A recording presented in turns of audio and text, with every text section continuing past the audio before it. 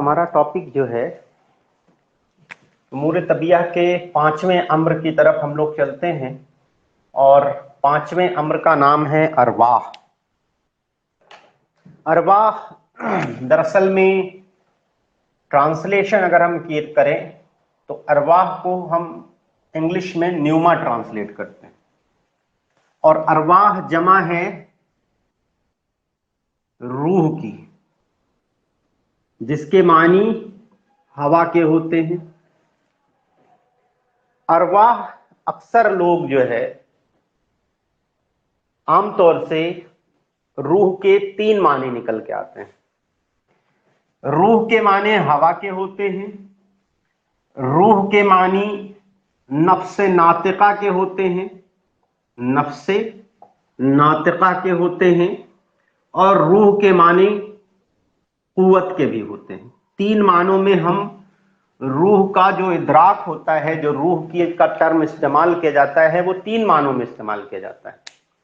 کبھی روح کو ہم ہوا کہتے ہیں، کیونکہ روح جو ہے وہ ریح سے بنا، روح کے معنی ریح معنی ہوا۔ کبھی روح کو ہم لوگ نفس ناطقہ کہتے ہیں، جیسا کہ قرآنی اور دیگر دینی کتابوں میں تذکرہ ملتا ہے، کل الریح من امر ربی، ہر ایک روح، ہر ایک چیز، ہر ایک ہوا، نفس ناطقہ بات کرنے والی چیز، ہر ایک شے، ہر ایک زندہ شے من امر ربی، اللہ کے یا میرے رب کی امر سے ہے، اس کے حکم سے ہے۔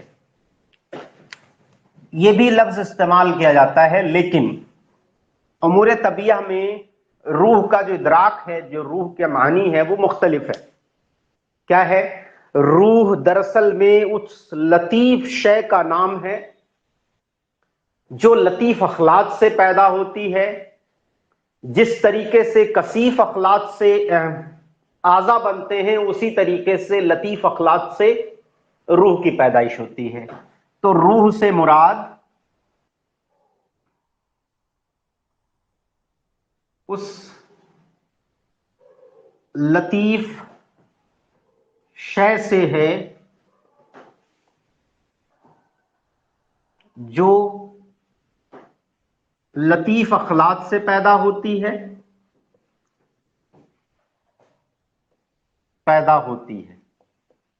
جس طرح کثیف اخلاق یعنی ہیوی اخلاق سے، کثیف اخلاق سے اعضا بنتے ہیں، اسی طریقے سے لطیف اخلاق سے ارواح کی پیدائش ہوتی ہے۔ یعنی روح جو ہے ایک لطیف شے کا نام ہے، اور اس لطیف شے کا کام کیا ہے؟ اس لطیف شے کے کئی کام ہیں۔ روح کے فائدے کیا ہیں؟ روح کی ایڈوانٹیجز کیا ہے؟ روح کا پہلا فائدہ یہ ہے کہ روح جو ہے وہ بدن کو، میں نے پیچھے آپ لوگوں کو جب اعضائے حارہ کا تذکرہ کیا تھا تو وہاں میں نے آپ کو بتایا تھا کہ تمام اعضاء میں، تمام چیزوں میں سب سے زیادہ گرم چیز جو ہے وہ روح ہے۔ تو روح کا پہلا فائدہ یہ ہے کہ روح جو ہے وہ کس سے پیدا ہوتی ہے؟ روح جو ہے اس کا پہلا فائدہ یہ ہے کہ روح کا مین فنکشن بدن کو گرم کرنا، یعنی بدن کے اندر حرارت پیدا کرنا ہے۔ چلیے روح کے فوائد کا تذکرہ کر لیا جائے۔ روح کے فوائد، ایڈوانٹیجز آف نیوما۔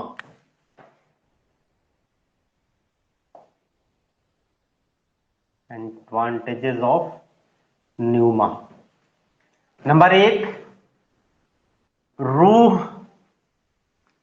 بدن میں گرمی پیدا کرتا ہے۔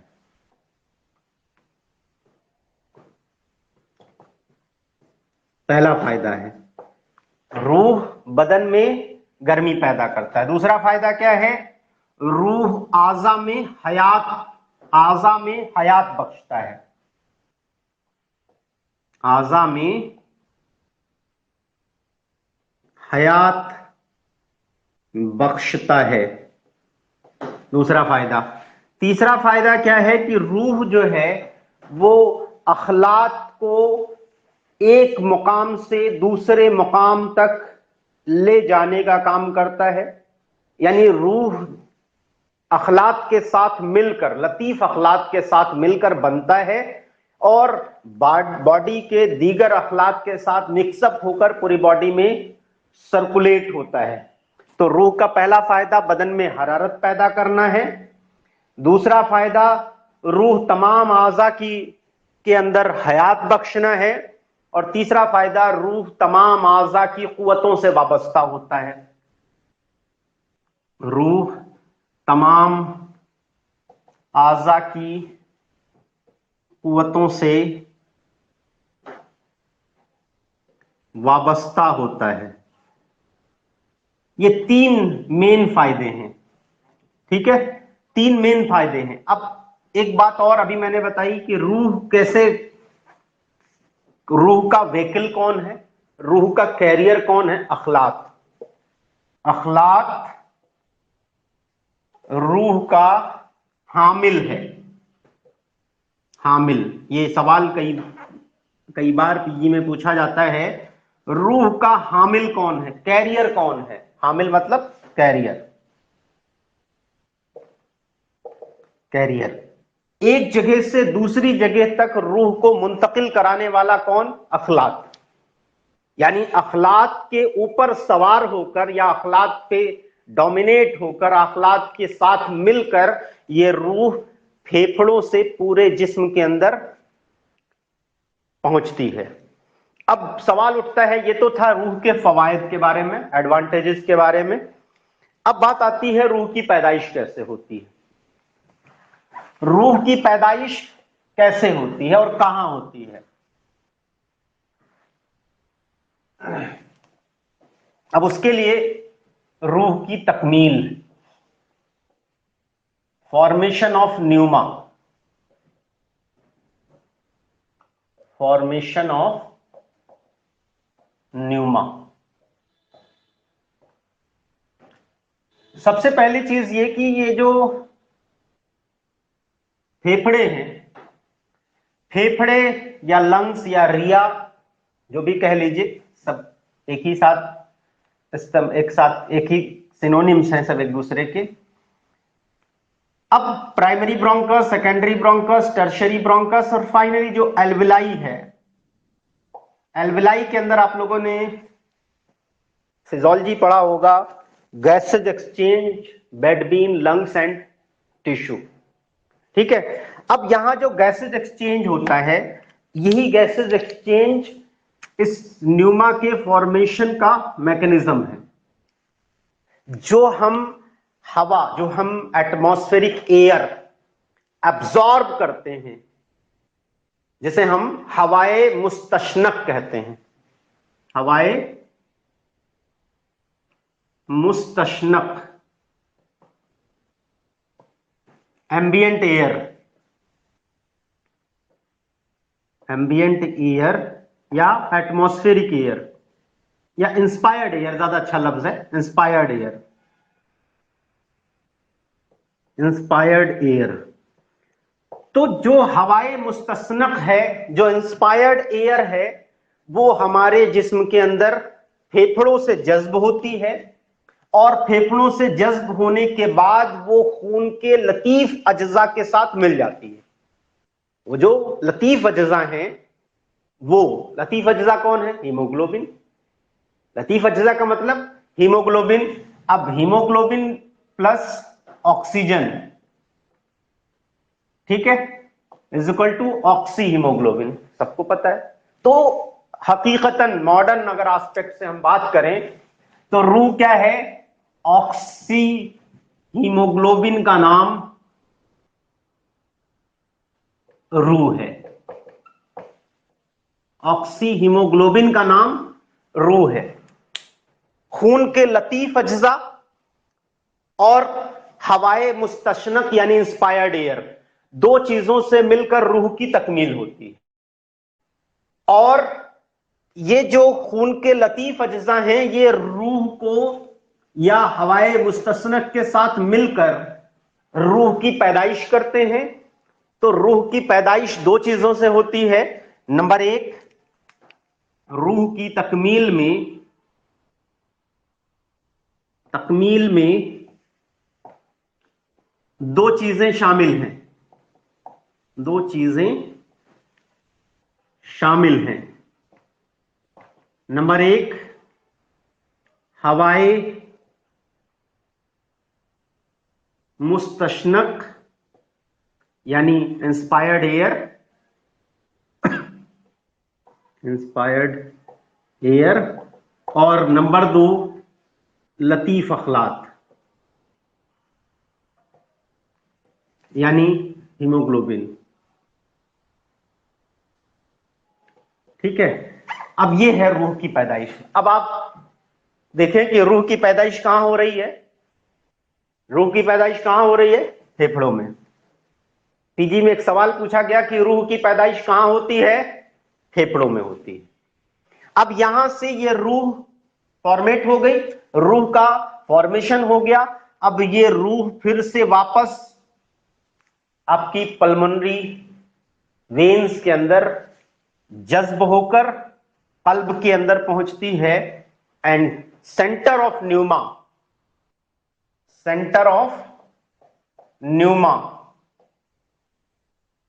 Is heart. क्या है? रूह का मरकज। रूह की पैदाइश फेफड़ों में होती है, लेकिन रूह का जो सेंटर है, रूह का जो मरकज है, वो कहां है? कल्ब में है। तो कल्ब, एक वजह से कल्ब इसलिए भी गर्म है क्योंकि रूह का सेंटर है वो।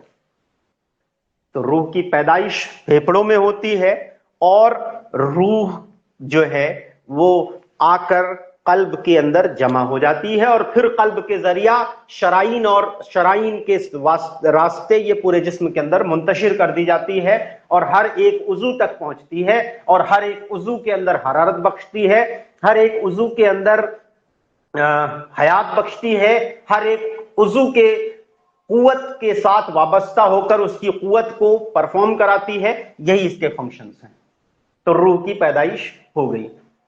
अब सवाल उठता है कि रूह की पैदाइश हवाए मुस्तस्नक से होती है या लतीफ अखलाक से होती है? ठीक है, रूह की पैदाइश हवाए मुस्तस्नक से होती है या लतीफ अखलाक से होती है? शेखुर रईस बुअली सीना का कहना था कि रूह की पैदाइश इन दो चीजों से होती है। शेखुर रईस बुअली सीना के मुताबिक शेख ने कहा कि रूह की पैदाइश हवाए मुस्तशनक यानी इंस्पायर्ड एयर या बैरूनी हवा, जिसको हम बैरूनी हवा भी कह सकते हैं, इंस्पायर्ड एयर कह सकते हैं, एम्बिएंट एयर कह सकते हैं, एटमॉस्फेरिक एयर कर सकती है, उससे होती है। लेकिन वो सिर्फ एक पार्ट है, क्योंकि बगैर लतीफ अखलाक के रूह की पैदाइश नहीं हो सकती। और इस तरीके से रूह के बनाने में दो चीजों की शमूलियत जरूरी है, यानी दो चीजों की जरूरत पड़ती है। रूह का मादा दो चीजों से हासिल होता है। नंबर एक, हवाए मुस्तस्नक और लतीफ अखलाक। ठीक है, तो इसको आप लोगों को याद रखना, ये एग्जाम में जरूर पूछा जाता है। अब सवाल उठता है कि रूह जो है उसका फॉर्मेशन फेफड़ों में हुआ, और उसके बाद कल्ब में जाकर वो स्टोर हो गई, और स्टोर होने के बाद पूरी बॉडी में सर्कुलेट हो गई, और पूरी बॉडी के जो डिफरेंट फंक्शन है उनके साथ वो वाबस्ता हो गई, उनके अंदर हयात बख्शती है, उनके अंदर गर्मी पैदा करती, जितने भी फंक्शन मैंने रूह के लिखाए हैं वो सब है। अब जिस साइट पर होती है, उस साइट पर जिस ऑर्गन के साथ वो इन्वॉल्व होती है, उसके अकॉर्डिंग रूह का नाम लिख दिया गया। अब चूंकि बदन में तीन कुव्वतें हैं, कुव्वते नफ्सानिया, कुव्वते हैवानिया और कुव्वते तबिया, तीन इंपॉर्टेंट कुव्वतें। अगर आप ओवरऑल, आपसे अभी मैं कुआ का टॉपिक स्टार्ट करूंगा, ओवरऑल आपसे पूछा जाए कि कितनी कुव्वतें हैं, मैंने पीछे कल बताया था कि जालिनूस ने कहा था कि बदन में जितनी कुव्वतें हैं उतने आज़ाए रईसा हैं। तो जितनी कुव्वतें हैं उतने आज़ाए रईसा हैं। बदन में कितनी कुव्वतें हैं? कुल मिला के तीन कुव्वतें हैं। कौन कौन सी कुव्वतें? नंबर एक, कुव्वते नफ्सानिया, नंबर दो कुव्वते हैवानिया, और नंबर तीन कुव्वते तबिया। 3 कुव्वतें हैं और हर एक कुव्वत के साथ एक रूह वाबस्ता होती है, जुड़ी हुई होती है, जो उसके फंक्शन को परफॉर्म कराती है, क्योंकि बगैर रूह के किसी भी आज़ा की कुव्वत का होना, किसी भी आज़ा के फेल का होना नामुमकिन है। यानी रूह की जरूरत कुव्वत के लिए पड़ती है। इसीलिए मैंने जब पीछे आपको पढ़ाया कि सिनोनिम्स की बात या उसके मीनिंग्स के बारे में बात की, तो रूह का एक माना कुव्वत भी निकलता है, क्योंकि रूह के बगैर किसी कुव्वत का इम्कान भी मुमकिन नहीं है, किसी कुव्वत का तस्वुर भी मुमकिन नहीं है, इसलिए कि रूह जो है वो कुव्वत का मुबदा है, मुबदा, सेंटर, ओरिजिनेटर। रूह के बगैर कोई भी फंक्शन हो ही नहीं सकता। तो अब जो जितनी कुव्वतें हैं उसके अकॉर्डिंग उनकी रूह होंगी। ऐसी रूह जो कुव्वत नफसानिया से वाबस्ता होती है उसे हम लोग रूह नफसानी कहते हैं। और रूह नफसानी का काम क्या है? रूह नफसानी का काम आज़ा में हिस्स और हरकत पैदा करना है। यह है रूह नफसानी के बारे में। दूसरा, कुव्वत हैवानिया के साथ जो रूह वाबस्ता होती है उसे रूह हैवानी कहते हैं, और इसका काम कल्ब के अंदर इनक़िबाज़ और इंबिसात पैदा करना है, कॉन्ट्रैक्शन एंड रिलैक्सेशन पैदा करना है, और साथ ही साथ इन्फिलाते नफसानिया का इन्फिलाते नफसानिया का मुबदा है, ओरिजिनेटर है। क्या? जितने भी इन्फिलाते नफसानिया, खुशी, गम, गुस्सा, खौफ, डर, फिक्र, तरद्दुद, रंजो गम, सारी चीजें कहीं ना कहीं रूह से वाबस्ता है। क्योंकि जब हम मुतासिर होते हैं किसी चीज से, जब किसी भी चीज से हम मुतासिर होते हैं, सबसे पहले हमारी रूह मुतासिर होती है। खुशी से मुतासिर होते हैं तो रूह मुतासिर होती है, गम से मुतासिर होते हैं तो रूह मुतासिर होती है, रंज से मुतासिर होते हैं तो रूह मुतासिर होती है। और इसी तरीके से जितनी भी कुव्वत नफसानिया से ताल्लुक रखने वाले, यानी कुव्वत हैवानिया से ताल्लुक रखने वाली, यानी इन्फिलात नफसानिया, जो भी साइकोलॉजिकल स्टेट्स आती हैं वो कहीं ना कहीं रूह हैवानिया से वाबस्ता होती हैं। तो रूह हैवानिया का काम जहां एक तरफ कल्ब के अंदर इनक़िबाज़ और इनबिसात यानी कॉन्ट्रैक्शन और रिलैक्सेशन पैदा करना है, वहीं दूसरी तरफ इन्फिलाते नफसानिया की पैदाइश कराना भी इसी का काम है। ठीक है, अब बात आते हैं कुव्वत तबिया की तरफ। कुव्वत तबिया में जो रूह पाई जाती है उसे रूह तबई कहते हैं, रूह तबई कहते हैं या रूह तबिया के नाम से जानते हैं। और इसका काम ग़िज़ा को हज़म करना, जज्ब करना, उसके इस्तिहाले में मदद करना और आज़ा की नशो नुमा कराना, ये इसका फंक्शन है। तो टोटल अगर हम बात करें कि रूह की टाइप्स कितनी हैं, अक़साम कितने हैं, तो रूह की 3 किस्में होती हैं। नंबर 1 रूह नफसानी, नंबर 2 रूह हैवानी, और नंबर 3 रूह तबई। 3 तरह की रूह पाई जाती है। अब एक बात यह आती है कि ये 3 तरह की रूह है, और इन तीनों जो रूहें हैं, 3 कुव्वतें हैं, और उसके लिहाज से उनकी 3 अरवाह हैं। वो 3 अरवाह जो हैं वो हर एक के साथ वाबस्ता हो जाते हैं, हर एक कुव्वत के साथ वाबस्ता हो जाते हैं, हर एक फंक्शन के साथ, हर एक पावर के साथ वाबस्ता हो जाते हैं, और उससे रिलेटेड जो भी फंक्शन होता है उसको परफॉर्म कराते हैं। यही रूह का काम है। क्योंकि मैंने पहली हेडिंग में बताया था कि रूह का काम आज़ा के अंदर हयात बख्शना और उसकी कारकर्दगी को, उसके फंक्शन को मेंटेन कराना है। अब वो जिस ऑर्गन के अंदर होगा उससे रिलेटेड जो भी फंक्शन होगा वो परफॉर्म कराएगा। तो ये है रूह की किस्में। तो रूह की 3 किस्में हैं। अब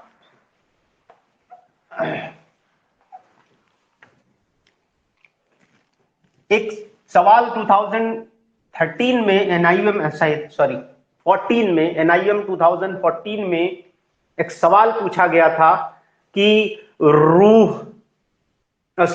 अबुल अरवाह किसे कहते हैं? अबुल अरवाह,